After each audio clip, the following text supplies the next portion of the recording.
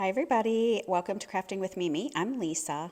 I love crafting with tags, and I got these big tags from Walmart, but pretty much anywhere will have some. These napkins were gifted to me by my friend Linda. I'll put a link to her page so you can get some of your own if you're interested.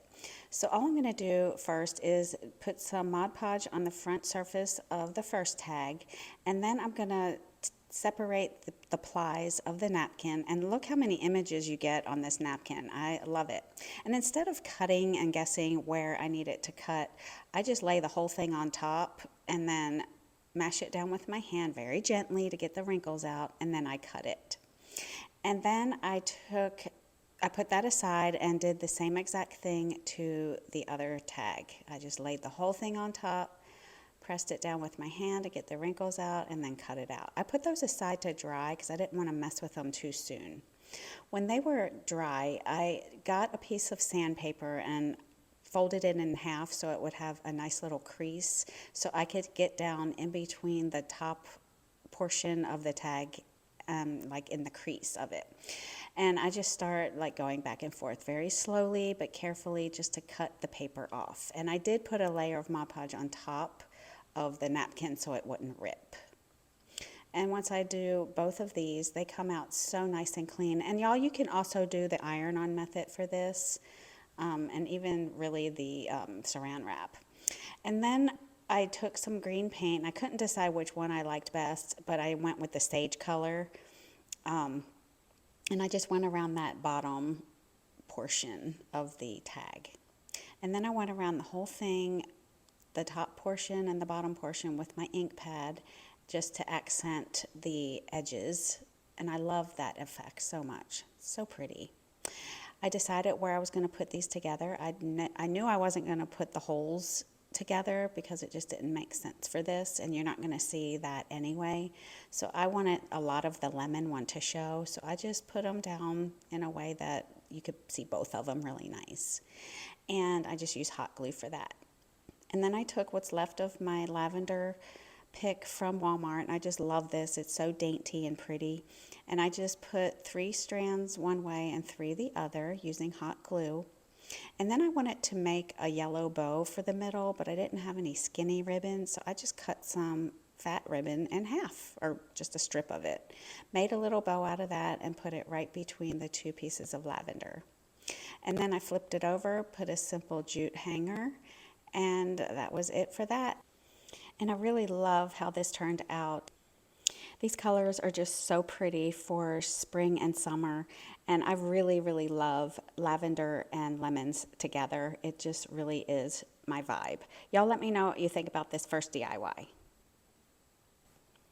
For the next project, I'm going to use this board. I found it from Dollar Tree, believe it or not. And as you can see, I'm just using plaster by Waverly to give it one good coat. And then I'm going to take this metal ribbon. This also came from Dollar Tree. I'm using Dollar Tree shears to cut the strips. And I'm going to be painting these strips black. So I just get my little pouncy brush, some chalkboard paint from Dollar Tree, and give it a good coat. It only took one coat, believe it or not. And I'm going to show you my favorite way to paint wooden letters. So I put some painter's tape sticky side up and just folded the ends down so it sticks to the table or to my foam board, and I just line up the letters, and this way I can paint without holding each one and trying to get in the crevices and everything, and I can get all of it without getting my hands dirty.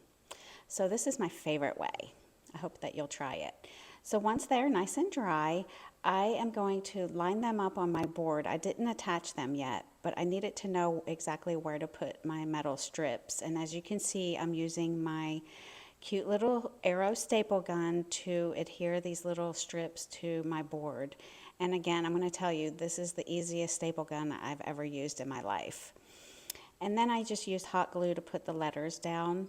And then I took some spare greenery I have in my stash. I have so much of this because I teach in-person classes, and I use this a lot. So what I'm going to do is just use some hot glue to form a little wreath to my board.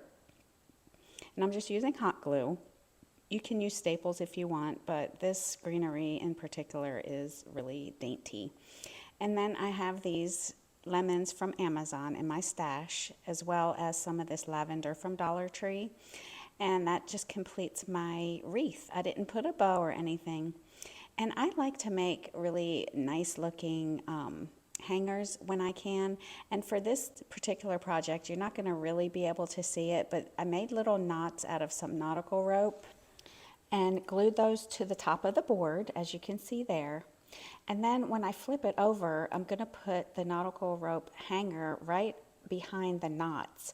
That way, when you look at it, it looks like I've drilled a hole without drilling a hole. It's a cute little trick I thought of a couple of years ago.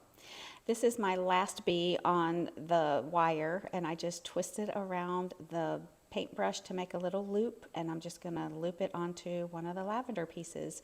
Isn't this so pretty? I love it. Y'all let me know which one of these projects you like the best. Don't forget to give it a big thumbs up and subscribe to my channel if you haven't already. Y'all have an awesome rest of your day, and I will see you next time. Bye.